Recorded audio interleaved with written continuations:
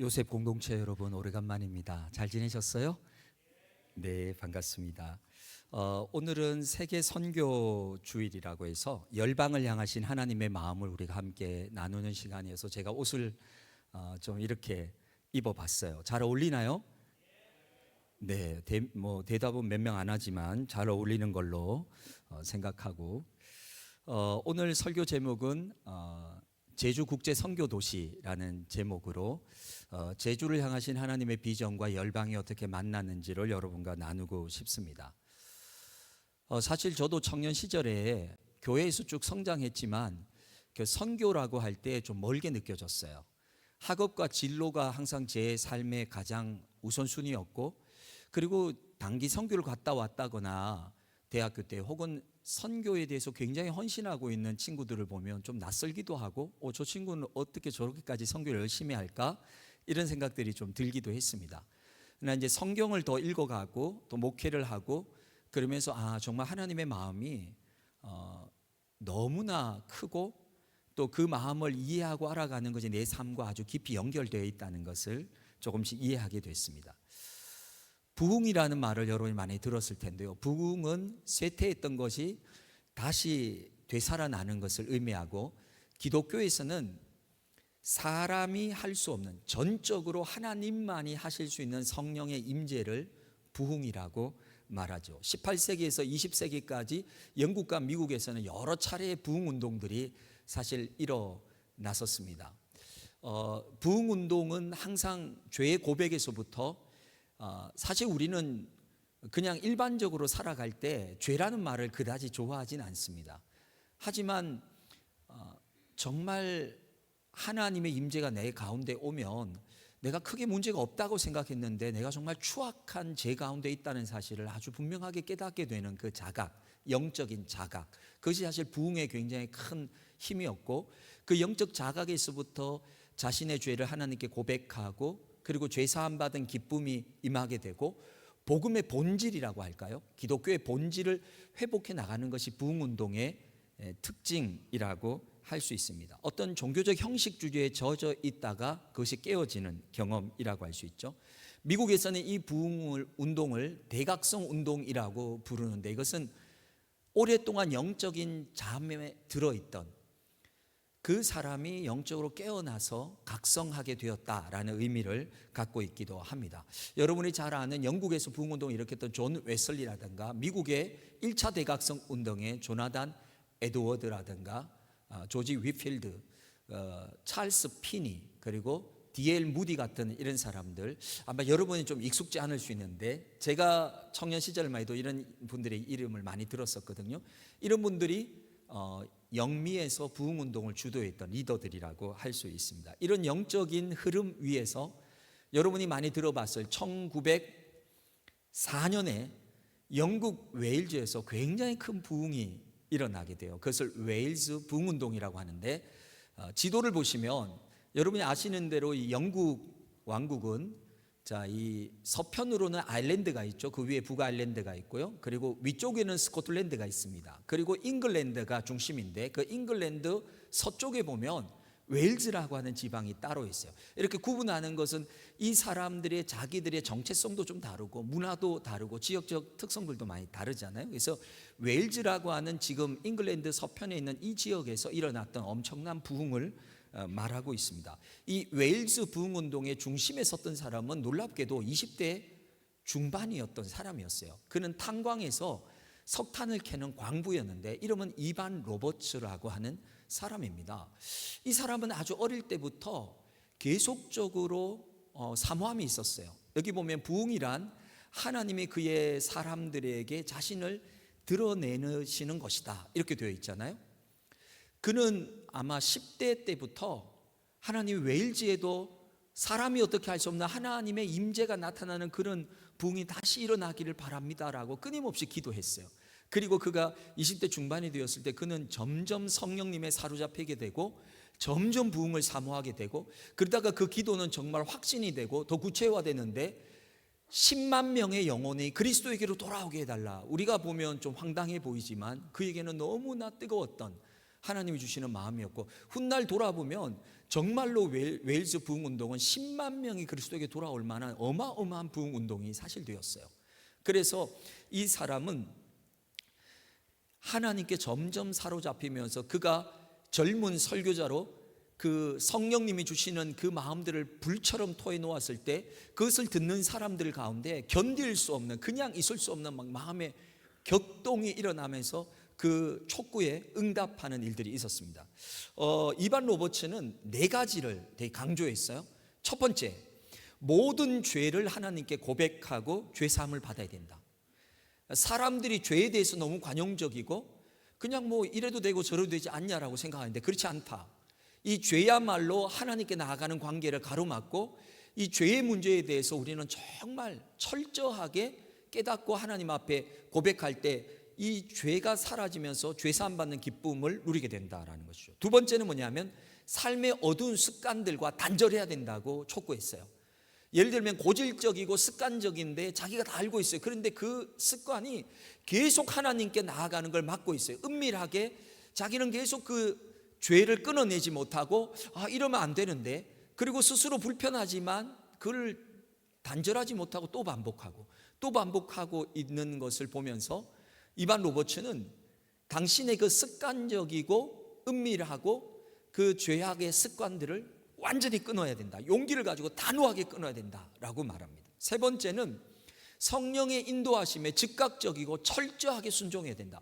성령님이 여러분에게 어떤 감동을 주실 때 이렇게 저렇게 핑계하지 말고 즉각 그 성령의 감동에 순종하라고 하는 것입니다. 그러면 그 성령님의 감동은 더 커지고 더 강력해지고 더 분명하게 여러분에게 오게 되지, 순종하지 않는 사람, 계속 거부하는 사람은 그 성령의 음성이 점점 약해지게 되는 것이죠. 네 번째는 공개적으로 예수 그리스도를 당신의 구주로 고백하라고 하는 것이었어요. 목사님, 저희 대학교에 우리 선배들과 후배들, 동기들이 제가 교회 다니는 걸 몰라서 정말 다행이에요. 이렇게 생각할 수 있어요. 제가 직장에서 아르바이트해서 사장님이나 또 아르바이트하는 친구들이나 주변 사람들이 제가 교회 다니지 않는 거를 알까봐 겁이 나요. 왜냐하면 제가 그럼 되게 불편해지고 제가 되게 교회 다닌다는 걸 알려지게 되면 해야 될 게 많고 양보해야 되고 손해볼 것 같고 제가 좀 이렇게 되게 숨기고 있거든요. 그래서 이렇게 교회 다니는 거 잘 모릅니다. 여러분 그럴 수 있죠. 그런 마음은 이해하지만 이반 로버츠는 이렇게 말했어요. 당신을 빛 앞에 드러내십시오. 당신을 사람들 앞에 공개적으로 드러내십시오. 부족하지만 연약하지만 나의 구주는 예수님이라는 것을 선포하면 여러분이 미약하지만 그분을 따르기 위한 삶으로 살아가려는 노력들이 시작된다고 하는 것이에요. 이반 로버츠의 도전에 많은 사람들이 응답하면서 회개가 일어났고 놀랍게도 30일 만에 3만 7천 명의 회심자들이 생겨났는데요. 웨일즈 신문은 회심자들의 수를 매일매일 신문에 기록할 만큼 사회적 영향력이 너무 강력했기 때문에 이 신문의 회심자들의 숫자들을 다 더해보면 이런 숫자였습니다. 그들의 삶의 변화는 실제적이었는데 부흥으로 인해서 일단 범죄율이 급격하게 감소하기 시작했고요. 술집이 장사가 안 되기 시작했습니다. 도박집들이 문을 닫기 시작했고요. 그리고 신앙의 양심이 살아난 사람들이 자기가 갚아야 할 부채들을 갚기 시작하면서 부채가 줄어들기 시작했습니다. 성경들이 팔리기 시작했고 성경이 읽히기 시작했어요. 지금 오늘날 많은 사람들에게 성경은요 고이 집에 보관했다가 주일날 다시 들고 오는 정도의 것으로 여겨지고 심지어 영상이 너무 발달하면서 이제는 성경책조차 들고 오지 않는 시대가 되었는데 웨일즈에서는 성경을 사람들이 사고 성경을 들고 성경을 계속 읽기 시작하는 일들이 일어나기 시작했습니다. 그리고 실제 탄광에서 일하는 광부들 사이에서는 매우 놀라운 실제적인 변화가 일어났는데 언어가 바뀌어버렸어요. 이 사람들이 삶이 거칠고 힘들다 보니까 말도 거칠고 욕설도 되게 많았고 욕 없이는 말이 안 될 정도로 그렇게 거칠었는데 이 사람들이 회개하고 성령의 감동 속에 들어오자 말이 달라져 버렸어요. 험하고 욕설과 거친 말들 하지 않게 됐어요. 웃지 못할 일이 생겼는데 탄광에서 짐을 나르는 낙이나 조랑말들이요 말을 알아듣지 못하고 서 있는 경우들이 많이 생겼다는 거예요. 왜? 항상 욕을 해서 시켰는데 욕을 하지 않으니까 이 조랑말과 낙이들이 못 알아듣기 시작한 거예요. 그래서 그냥 안 움직이고 가만히 있는 이런 일들이 일어날 정도로 일상적인 변화들이 생겨났다고 하는 것이죠. 웨일즈의 부흥은 전 세계 교회들의 영향을 끼쳤는데 훗날 1908년 우리나라에서 일어났던 평양 대부흥 운동에까지 영향이 이어지게 됩니다. 여러분, 사실 19세기 말까지도, 아니 20세기 초까지도요, 유럽이나 미국에서는 이 우리나라는요 알려지지 않은 나라였고 은둔의 나라였습니다. 사실 많은 유럽인들이 중국이 있다는 걸 알았어요, 아시아에. 그리고 일본이 있다는 걸 알았어요. 하지만 중국과 일본 사이에 조선이라고 하는 작은 나라가 있다는 것을 아는 사람은 정말 드물었습니다. 그러나 이 나라에, 알려지지 않은 이 나라에 복음을 들고 들어온 젊은 선교사들이 많았는데 그 선교사들의 대부분이 학생 선교 자원 운동이라고 하는 무브먼트에 영향을 받은 사람들이었습니다. 학생 선교 자원 운동은 1886년 7월 미국에서 진행된 대학생 여름 수련회에서부터 시작이 됐어요. 하버드, 프린스턴, 예일 같은 미국의 대학들과 캐나다의 대학들 89개, 89개의 대학에서 대학생 대표단 251명이 모여서 우리가 그리스도 앞에서 캠퍼스에서 살아가자고 하는 수련회였어요. 그런데 거기에서 피너슨 박사가 설교를 했는데 우리 모두가 모두에게로 가야 합니다. 그렇게 아주 강렬한 세계 선교에 대한 도전의 메시지를 전했는데요, 거기에 있던 젊은이들이 이 메시지에 굉장히 감동을 받았어요. 그리고 그들은 이 부름에 응답했고 기도 모임을 만들었어요. 그 기도 모임에 꾸준히 참여했던 사람이 100명이 넘었고, 그리고 그들은 프리스턴 서약이라고 하는 내가 하나님의 나라를 위해 나의 청춘과 나의 인생을 바치겠다고 하는 헌신의 서명까지 하게 됩니다. 그리고 학생 선교 자원 운동이라고 하는, 거기서 시작된 운동은 이후에 미국과 영국의 많은 캠퍼스와 대학들로 계속 퍼져나가면서 장기적으로 볼 때 이 학생 선교 자원 운동에 자신의 삶을 하나님의 나라와 복음을 위해서 헌신했던 사람이 무려 20만 명에 해당하고요, 실제 선교사로 나갔던 사람들은 2만 명이나 되는 엄청난 열매가 이 운동에서 일어나게 됩니다. 캐나다 토론토 대학의 YMCA의 지원으로 조선에 파송된 제임스 웨일 선교사님, 게일 선교사님, 한국 순회 선교회를 조직한 말콤 페닉 선교사님, 경남 통영 등 낙도와 오지 선교에 헌신했던 로버트 달링 왓슨 선교사님, 울릉도 등지에서 선교했던 제임스 노블 맥켄지 선교사님을 비롯한 많은 한국의 선교사님들이 20대의 젊은 나이에 아시아를 향해서, 이름도 모르는 그 나라를 향해서 자신이 학생 선교 자원 운동에 헌신하면서 달려왔습니다. 그 중에 우리가 오늘 살펴볼 사람은 로버트 하디 선교사님입니다. 로버트 하디 선교사님은 토론토 의과대학을 졸업한 의사였어요. 학생 선교 자원 운동에 영향을 받아서 그는 1890년 9월 30일 조선에 들어와서 한양에서 6개월 동안 재중원이라고 하는, 여러분 아시죠? 광해원에서 재중원이 됐고, 헤론 의사가 선교사님이 초대 원장을 지냈던 그곳에서 6개월 동안 의료 선교사로 일을 하다가 부산으로 내려갑니다. 그리고 부산에서 19개월 동안 의료 선교를 하고요, 그리고 이제 제대로 한국 조선어와 조선말이 조금씩 익숙해지면서 조선의 문화를 알면서 이제 자신이 완전히 헌신해야 될 지역을 정했는데 그것은 바로 강원도였어요. 지금의 남쪽 강원도가 아니고, 강원도는 북쪽과 남쪽이 있어요. 북쪽 강원도 원산입니다. 바로 그 원산의 선교지를 정해서 그곳에 가서 13년 동안 선교를 합니다. 그런데 13년의 선교가 끝날 때 이 하디 선교사님은 엄청난 영적 침체 가운데 있습니다. 그리고 패배의식을 갖고 있었고, 그리고 아주 지쳐있고 무력감 속에 있었어요. 왜냐하면 자기가 원산에 와서 13년 동안 교회를 세우고 현지 조선인들에게 복음을 전하고 선교 사역을 했는데 자기의 세월과 자기의 노력에 비해서 선교의 열매가 너무 없는 거예요. 거기에 대해서 하디 선교사님은 굉장히 불편한 마음과 원망의 마음이 가득했습니다. 그러다가 1903년 여름 한 작은 선교사님의 성경 공부 모임에 초대돼서 성경부 모임을 인도해 달라는 요청을 받게 돼요. 그래서 그 성경부 모임을 준비하고 기도하면서 인도하다가 성령님에게 감동이 임하게 됩니다. 그때 하디 선교사님이 깨닫게 된 게 있었어요. 그리고 그는 즉시 그 자리에서 동료 선교사들 가운데서 일어나서 자신의 죄를 공개적으로 회개했어요. 그것은 뭐냐면, 내가 지난 13년 동안 선교하면서 선교가 실패했던 모든 원인들을 조선인들에게 돌렸다. 나처럼 의사고 그리고 토론토에서 캐나다에서 많은 지식과 경험과 발전한 문명에서 온 내가 정말 많은 것을 전해주고 싶었지만 이 무지하고 완악하고 변화되지 않는 조선인들이 도대체 내가 하는 말을 이해하지 못했고 조선의 교회의 지도자들도 협력하지 않았고, 그러면서 하디 선교사님은 이 선교의 열매가 없는 것은 이 조선인들 때문에 그렇다라고 원망과 탓을 하면서 계속 불평 속에 있었어요. 그런데 어느 순간 그는 성령님께서 자기 마음에 주시는 걸 깨달았는데, 이 선교의 실패와 이 무기력함은 바로 그 자신이, 선교사 자신이 성령님의 감동에 대해서 전적으로 따르거나 순종하지 않고 계속적으로 자기의 생각대로 하고 있는 결과라는 사실을 그때 너무나 명확하게 깨달은 거예요.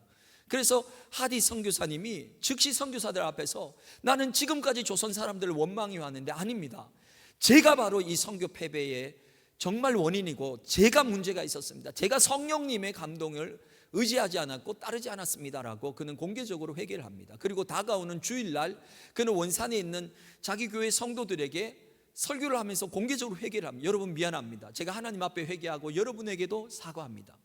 저는 계속 선교가 되지 않는 이유를 조선인들에게 탓하고 원망했었습니다. 그러나 성령님은 제가 성령님을 온전히 의지하지 않고 있다는 사실을 일깨워 주셨고, 저는 그렇게 깨닫게 돼서 하나님 앞에 서게 됐다고 그는 자신을 완전히 주님 앞에 드리게 되죠. 이 일들은 하디 선교사님의 이 진정한 회개는 원산의 성도들의 마음을 움직였고, 그 조선의 성도들도 아니라고, 우리가 정말 하나님 앞에 같이 협력하지 못했다고 그렇게 회개하면서 이것이 원산 부흥 운동이라고 하는 것으로 확산됩니다. 이 원산 부흥 운동의 소식을 들었던 각 도시들은 하디 선교사님이나 원산 부흥 운동에 있었던 사람들을 초대해서 다시 도시 속에서 작은 부흥 운동들이 일어났는데, 4년 뒤 이 원산 부흥 운동의 불씨가 어디로 갔느냐? 평양으로 갑니다. 그래서 여러분이 알고 있는 한국 역사상 최고의 부흥 운동이었던 평양 대부흥 운동이 1907년 평양 장대영교에서 네 교회가 연합해서 일어나는 가운데 어마어마한 하나님의 역사로 강하게 임하게 됩니다. 그때 길선주 목사님과 많은 조선의 사람들이 일어나서 공개적으로 자신들의 죄를 고백했는데, 그것은 자신이 교회를 다니지만 자신의 삶은 엉망이었고 자신은 은밀하게 많은 죄들을 짓고 있었고 자기가 하나님 앞에서 얼마나 부끄러운 존재인가 하는 것을 그대로 드러내면서 진짜 하나님 앞에 정직하게 자신을 내놓기 시작했고, 그때 성령님은 그들을 만지시기 시작하셨습니다. 그리고 바로 평양 대부흥운동이 일어났던 그 중심에 있던 또 한 분, 이기풍 선교사님, 그분이 평양 대부흥운동 1년 뒤 1908년 제주 선교사로 오셔서 제주에 복음을 전하게 됐고, 그렇게 세워진 교회가 우리 교회입니다. 그러니까 우리 제주 성안교회는 부흥과 선교의 뿌리에서 자라난 가지와 같은 교회라고 할 수 있지요. 하나님은 시대를 따라 부흥을 일으키시고 잠들어 있는 성도들을 깨우시고, 그리고 그 중심에는 철저한 재회개가 따르게 하셨고, 회개는 삶의 변화로 이어졌고, 그것은 교회 울타리 안에 갇혀 있지 않고 교회를 넘어서 지역 사회를 움직이는 굉장한 영적인 파장을 가지고 있었습니다. 그러므로 부흥은 반드시 선교로 이어진다는 것을 부흥이 일어나는 모든 곳에서 우리는 발견하게 됐고, 믿지 않는 사람들이 그리스도에게로 돌아왔으며 많은 젊은이들이 자신의 인생을 하나님께 드리면서 복음이 힘있게 전파되었습니다. 예루살렘의 오순절 성령 임재도 결국 박해로 인해서 다시 흩어졌고, 그들은 안디옥에서 다시 바울을 통해서 지중해 연안의 전 세계로 복음이 확장되어진 것을 우리는 봅니다. 그러므로 부흥의 열매는 선교이고 생명의 구원으로 나타났다는 것을 기억하게 됩니다. 우리 교회는 선교적 교회를 지향하고 있고, 우리 교회의 비전은 제주 복음화, 나라 복음화, 세계 복음화예요. 매우 간결하지만 매우 분명한 사실이죠. 제주 복음화는 제주에 있는 육지 사람들과 외지인들과 제주의 토착민들이 완전히 하나가 되어서 예수 그리스도가 다스리시는 정말 아름답고 건강한 그런 문화와 땅을 만드는 것이 우리의 꿈이기도 합니다. 그 중에서 가장 중심에 있는 것은 제주 토착인들이에요. 지난 10년 전 인구 센서스 보고에서, 종교인구 보고에서 제주는 9.99%의 복음화율을 가졌다고 보고됐어요. 그러나 실제 우리가 이야기할 때 제주에서 태어나고 제주에서 자라고 제주에서 3대째 4대째 살고 있는 정말 제주 토착인들에게는 복음화율이 3%도 되지 않을 수 있다라고 하는 추정치가 있습니다. 그것은 그만큼 제주에 뿌리를 두고 있는 사람에게 복음을 전하기 어렵다는 것이죠. 앞으로 제주 복음화의 중심은 외지에서 온 사람들이 함께, 그러나 제주에 있는 제주인들이 정말 토착인들이 중심이 된 새로운 선교의 패러다임이 열려야 된다고 생각합니다. 나라 복음화라는 것은 옛날 민족 복음화라는 말을 바꿔 쓰는 것이죠. 왜 우리가 민족 복음화라는 말을 바꾸게 됐냐면 이제 더 이상 우리는 민족의 순수 혈통을 말할 수 있는 그런 곳이 아니고 자연스럽게 많은 외국 이주민들과 외국 근로자들, 이주 여성들과 다문화 가족들이 있는 다국적의 나라가 되어가고 있고, 이것은 하나님이 많은 이주민들을 한국으로 오게 하고 제주로 오게 하면서 그들 가운데 복음을 만나게 하시려는 계획인 것이죠. 그래서 우리는 민족 복음화가 아니라 나라 복음화라는 말을 합니다. 그리고 그 나라 복음화의 핵심은 통일입니다. 왜냐하면 평양에서 제주로 복음이 왔고 제주에서 다시 평양으로 그리고 북녘으로 가면서 북한 지하교회 성도들이 지금도 기도하고 있기 때문에 그들 가운데 하나님의 역사가 일어나기를 저는 바라는 것이죠. 여러분 중에 혹시 신의 악단이라는 영화를 보신 분들이 계십니까? 네, 저는 신의 악단이라는 영화를 저희 아내와 함께 가서 봤는데요, 좀 늦게 봤었습니다. 그런데 그 신의 악단이라는 영화를 보고 난 후에 저는 일어설 수가 없었어요. 왜? 옆에 계신 분이 계속 울고 계셔서 저도 기다렸습니다. 왜냐하면 저희 아내는 좀 더 남다른 마음이에요. 저도 굉장히 울컥하고 그랬는데요, 저희 아내는 극동방송에서 북한 성도들을 위해서 계속 성경을 읽어주고 있어요. 왜냐하면 북한의 지하교회 성도들은 성경을 가지고 있다가 발각이 되면 바로 그대로 정치 수용소로 끌려가게 돼요.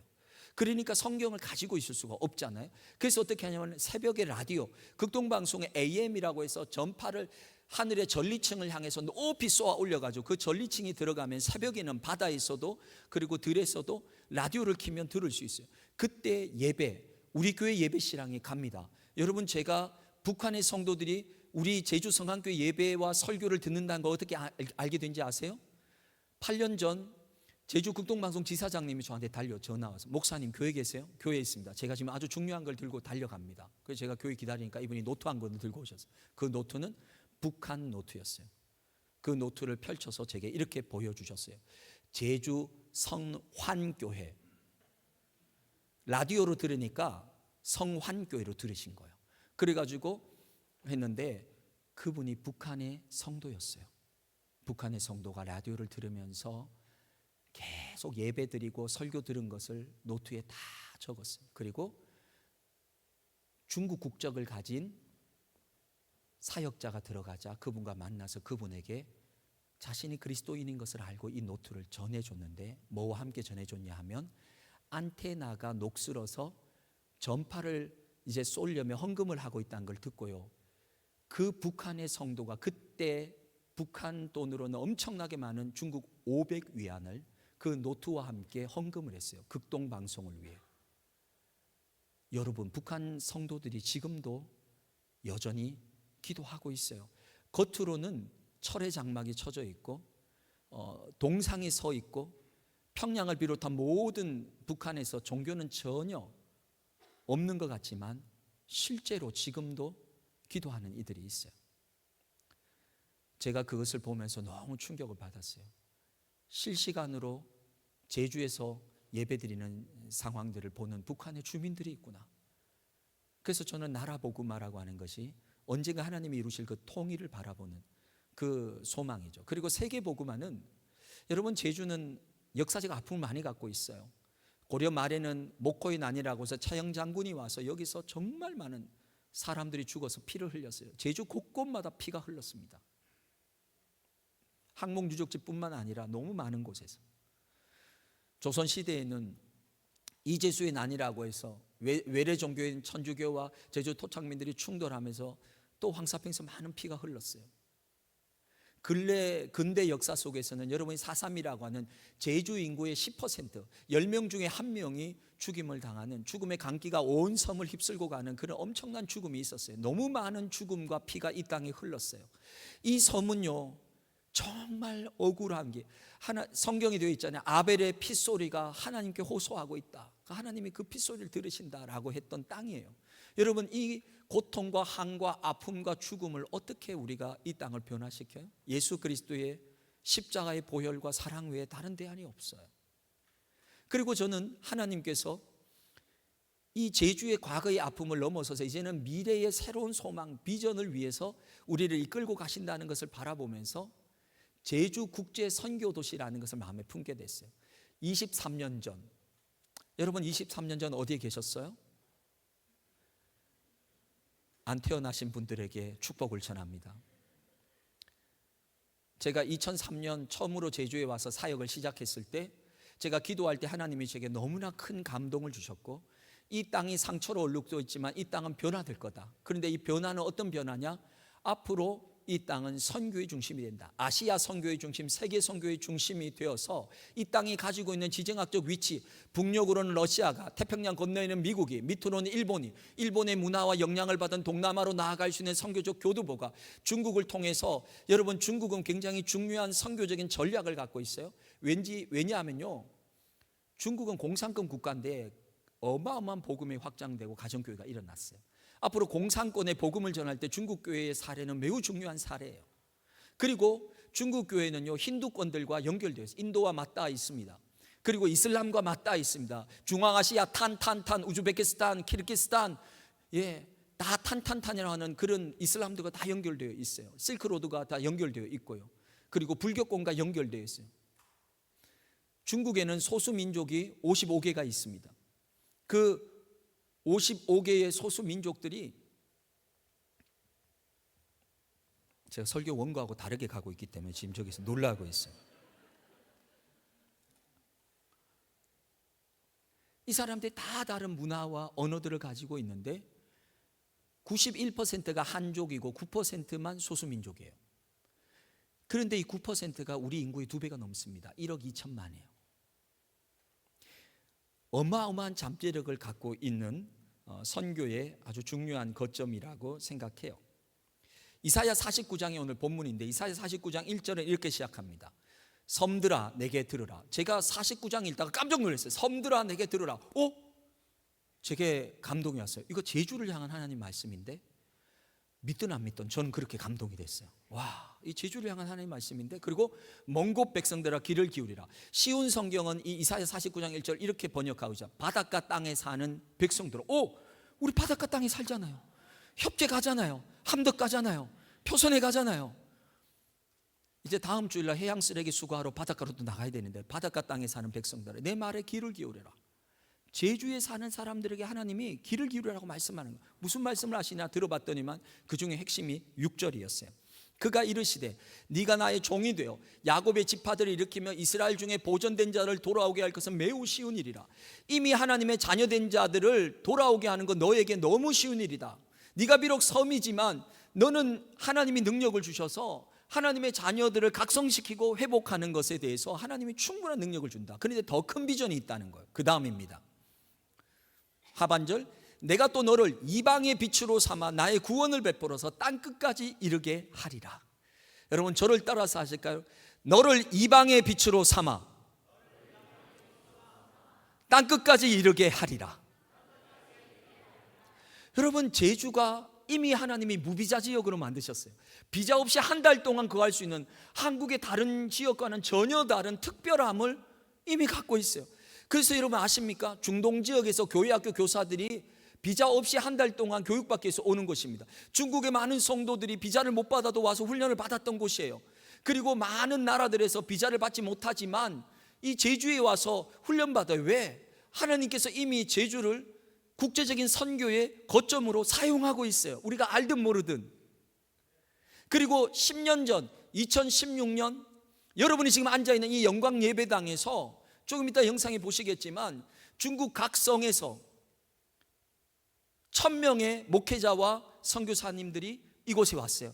그리고 선교 중국 2030이라고 하는 2030년이 되면 중국에 들어왔던 모든 선교사 숫자가 2만 명이었는데 이제 우리가 선교를 받는 나라에서 이제 교회가 부흥하면 2030년까지 우리가 2만 명의 선교사를 모든 나라들에 파송하는 교회가 되자. 그것이 중국 교회의 선언이었어요. 그게 제주 선언이었어요. 그게 우리 교회에서 행사를 했고 저도 그 행사에 참여했고 그리고 같이 기도하고 그것을 보았어요.